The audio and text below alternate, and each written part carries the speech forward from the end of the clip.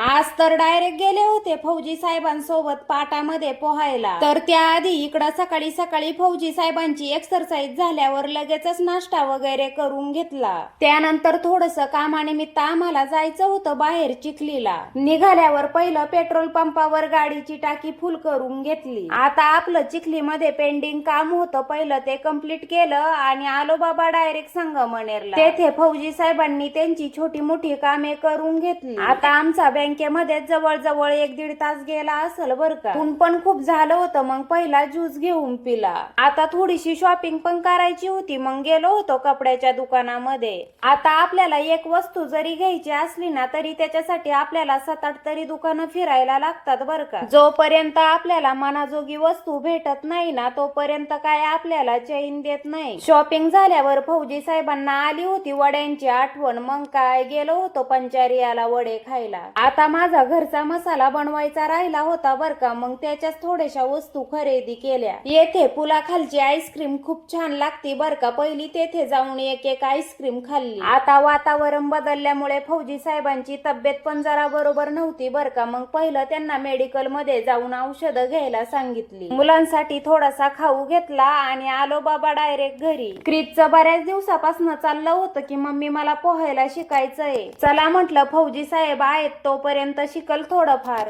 खुशीनं आम्ही तर कडेलाच डुबक्या मारित होतो. संध्याकाळ होत आलेली होती आणि आता थंडी पण वाजायला लागली होती. मग म्हटलं चला बाबा घरी. तर आजच्यासाठी एवढंच होतं बरं का. पुन्हा भेटूया आपण उद्याच्या ब्लॉग मध्ये. तोपर्यंत बाय बाय.